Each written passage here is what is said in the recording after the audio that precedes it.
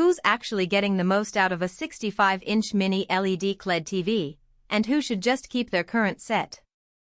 If you're wondering whether this Sony model is a sweet spot for family movie nights, a gamer's dream, or an over-engineered showroom piece, you're in the right place. The link is in the description if you want to check the product details on Amazon.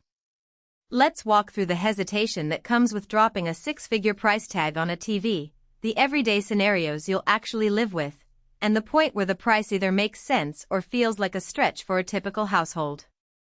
First off, the biggest question most people ask themselves is, will I notice the difference? On paper, the Sony 65-inch mini LED QLED promises billions of colors, deeper contrast thanks to the mini LED backlight, and a processing engine that claims to keep the picture calibrated straight out of the factory. In a dim living room, that sounds amazing, but the real test is the room you have.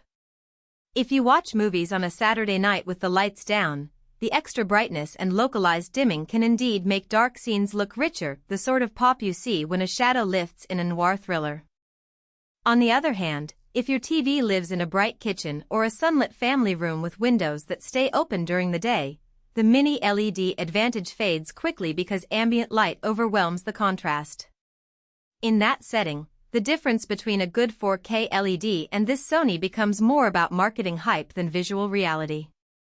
Now, let's talk about the practical strengths. I've seen a handful of owners post about the built-in Google TV platform. The interface is clean, and all the major streaming apps are consolidated under one remote, eliminating the need to juggle a Roku stick or a Fire TV box. For someone who already has a subscription to Netflix, Disney+, and Hulu, that means you press the home button and scroll through your content without ever leaving the TV's menu. The voice remote also integrates with Google Assistant, so you can ask it to turn on the TV, change the channel, or dim the lights, a nice touch for hands-free control in a dim theater-like setup.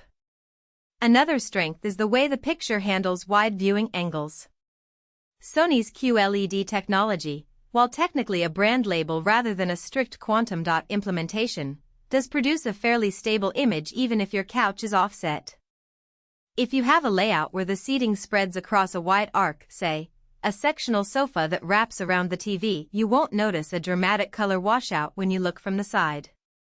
That's something many cheaper LED panels struggle with, and it does add real value for families that rarely sit dead center.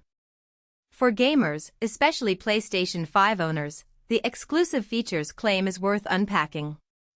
The TV supports HDMI 2.1 with 4K at 120 Hz, low input lag, and auto low latency mode, which means the console's high frame rate output can be displayed without the typical delay you feel on older TVs. In practice, this translates to a smoother experience in fast-paced shooters or racing games, where every millisecond counts. If you're the type of player who lives for that competitive edge, the TV's response time could be the differentiator that justifies the premium. Now, the practical weaknesses. First, the size and design. A 65-inch screen demands a fairly large wall space, and while the TV's bezel is slim, you still need to accommodate the depth of the stand or the wall mount hardware. In apartments where the TV is set on a media console, the additional depth of the mini LED panels can make the couch feel cramped. The TV can literally stick out more than a traditional LED. Second, the built-in speakers, though calibrated for dialogue clarity, aren't a true replacement for a soundbar or a home theater system. If you rely on the TV's audio for movies, you'll quickly notice that dialogue can get buried under action sequences, especially at higher volumes. That isn't a deal-breaker if you plan to add external speakers, but it's a hidden cost that many first-time buyers overlook. Another hidden trade-off is the software updates. Sony's Google TV platform is generally smooth, but occasional firmware rolls have introduced bugs that affect app stability.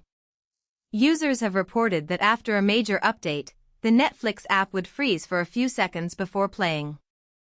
While these issues tend to get patched, they can be frustrating in the moment and add a layer of maintenance you don't think about when you first unbox the unit.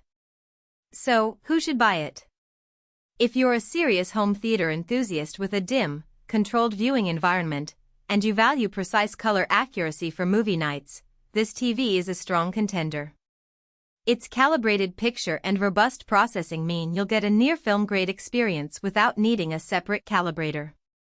Gamers who already own a PS5 and want a TV that can truly deliver 4K 120Hz will also feel the price justified, because the synergy between the console and the TV's low-latency mode is hard to replicate on older